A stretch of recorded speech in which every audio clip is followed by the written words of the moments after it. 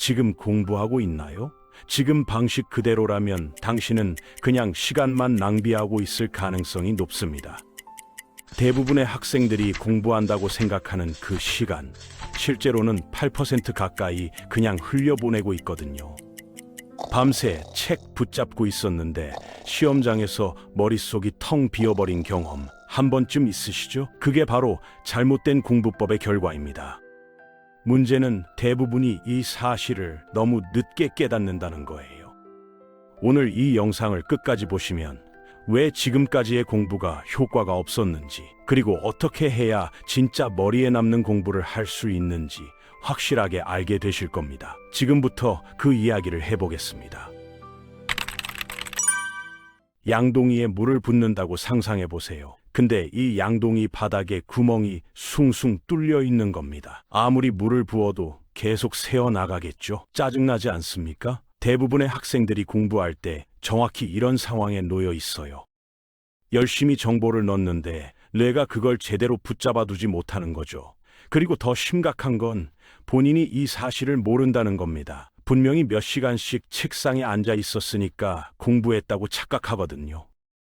자, 그럼 도대체 뭐가 문제인지 파헤쳐 보겠습니다. 여러분이 가장 많이 하는 공부법이 뭔지 아세요?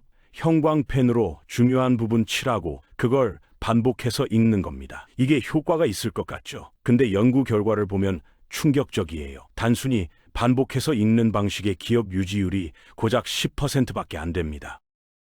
오늘 한 챕터를 열심히 읽어도 일주일 뒤에는 90%를 까먹는다는 뜻이에요. 왜 이런 일이 벌어지냐면요. 반복해서 읽을 때 뇌는 그 내용을 진짜로 이해한 게 아니라 그냥 익숙해진 거거든요. 같은 영화를 10번 봤다고 해서 영화 만드는 법을 아는 게 아니잖아요. 그냥 줄거리에 익숙해진 것뿐이죠. 벼락치기에 대해서도 이야기해야겠네요. 솔직히 안 해본 사람 없잖아요. 시험 전날 밤새면서 커피 마셔가며 머릿속에 억지로 정보를 쑤셔 넣는 거죠. 터질 것 같은 가방을 억지로 닫으려고 앉아서 누르는 것처럼요. 다음날 시험에서 어떻게든 써먹을 수는 있어요. 근데 그게 끝입니다. 며칠 지나면 그 정보는 흔적도 없이 사라져버리거든요. 뇌가 벼락치기로 들어온 정보를 어떻게 처리하는지 아세요? 스팸 메일처럼 취급합니다. 이건 중요한 게 아니구나, 나중에 쓸 일이 없구나 하고 판단해서 바로 휴지통에 넣어버리는 거예요. 수동적인 공부 방식도 큰 문제예요. 그냥 읽기만 하거나 강의 영상 틀어놓고 보기만 하거나 듣기만 하는 거 말이에요. 수영을 배우고 싶으면 어떻게 해야 할까요? 수영에 관한 책을 읽고 나서 바로 수영장에 뛰어들면 수영을 잘할 수 있을까요? 당연히 아니죠. 근데 공부할 때는 많은 학생들이 정확히 그렇게 합니다. 책 읽고 강의 보고 이제 다 배웠다고 착각하는 거죠. 여기서 중요한 개념 하나를 알려드릴게요. 공부는 얼마나 오래 하느냐가 아니라 얼마나 많이 기억하느냐의 싸움입니다. 어떤 학생은 3시간 공부하고 다음날 다 까먹어요. 어떤 학생은 1시간 공부하고 평생 기억합니다. 차이가 뭘까요? 공부하는 방식이 다른 겁니다. 학습 피라미드라는 게 있는데요. 이걸 알면 공부에 대한 생각이 완전히 달라질 겁니다. 맨 아래에 읽기가 있어요. 기억 유지율 10%입니다. 그 위에 강의 듣기가 있는데 이건 20%예요. 실연이나 실험을 보는 건 30% 정도 되고요. 근데 여기서부터 확 달라집니다. 직접 연습하면 75%까지 올라가요. 그리고 누군가에게 가르치면 무려 90%입니다. 이 숫자가 의미하는 게 뭔지 아시겠죠? 책만 읽으면 거의 다 까먹고 직접 해보고 설명해보면 거의 다 기억한다는 겁니다. 그럼 구체적으로 어떻게 해야 하는지 알려드릴게요. 능동적 회상이라는 방법이 있는데요. 이게 핵심입니다. 정보를 그냥 받아들이는 게 아니라 머릿속에서 직접 꺼내보는 거예요. 헬스장에서 운동할 때 직접 무게를 들어야 근육이 생기잖아요. 남이 드는 거 구경만 해서는 안 되죠. 공부도 마찬가지예요. 뇌가 직접 정보를 꺼내려고 애써야 그 정보가 단단하게 자리 잡습니다. 파인만 기법이라는 게 있어요. 노벨상 받은 물리학자 이름을 딴 건데 방법은 아주 간단합니다. 어떤 개념을 초등학생한테 설명한다고 생각하고 쉬운 말로 풀어보는 거예요. 막히는 부분이 있으면 그게 바로 여러분이 제대로 이해하지 못한 부분입니다. 다시 공부해서 그 부분을 채우고 또 설명해보고 막힘없이 술술 나올 때까지 반복하는 거죠. 이렇게 하면 어디가 부족한지 정확하게 알 수 있고, 설명하는 과정에서 뇌가 정보를 정리하기 때문에 나중에 꺼내기도 훨씬 쉬워집니다. 기출문제 풀이와 스스로 퀴즈 내기도 엄청 효과적이에요. 성적 좋은 학생들의 비밀을 알려드릴게요.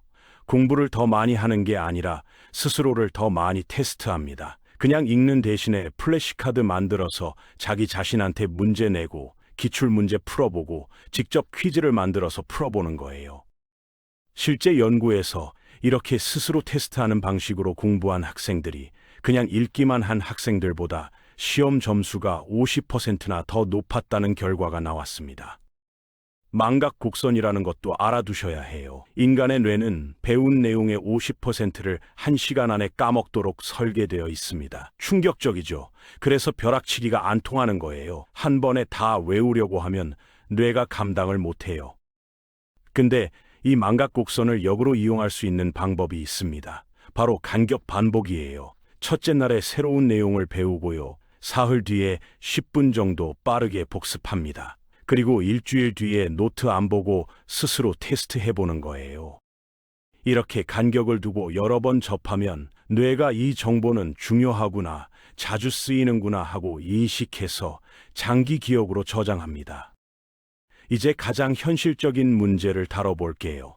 공부를 습관으로 만드는 방법입니다. 좋은 공부법을 알아도 실천을 안 하면 소용없잖아요. 대부분의 사람들이 미루거나 너무 많이 하려다가 지쳐서 포기합니다. 2분 규칙이라는 게 있는데요. 미루는 습관을 없애는데 아주 효과적입니다.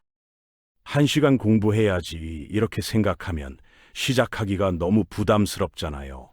대신에 딱 한 페이지만 읽자, 플래시카드 하나만 보자, 이렇게 아주 작게 시작하는 겁니다. 일단 시작하고 나면 신기하게도 그냥 계속하게 돼요. 뇌가 이미 시작했으니까 좀 더 하지 뭐 하는 모드로 전환되거든요. 습관 쌓기라는 방법도 있어요. 이미 매일 하고 있는 행동에 공부를 붙이는 겁니다. 이 닦고 나서 플래시카드 하나 보기, 아침 먹고 나서 5분 퀴즈 풀기, 저녁 먹고 나서 오늘 배운 내용 한 가지 정리하기, 이런 식으로요.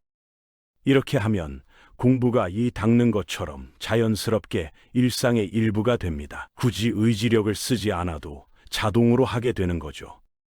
마지막으로 가장 중요한 말씀 드릴게요. 최고의 공부법을 다 알아도 꾸준히 안 하면 아무 소용없습니다. 시험 전날 5시간 몰아서 하는 것보다 매일 30분씩 꾸준히 하는 게 훨씬 효과적이에요. 작은 노력이 쌓이면 어느새 엄청난 차이가 됩니다. 오늘 배운 내용 중에 하나라도 당장 적용해 보세요. 읽기만 하고 끝내면 여러분도 그냥 수동적으로 정보를 받아들인 거예요.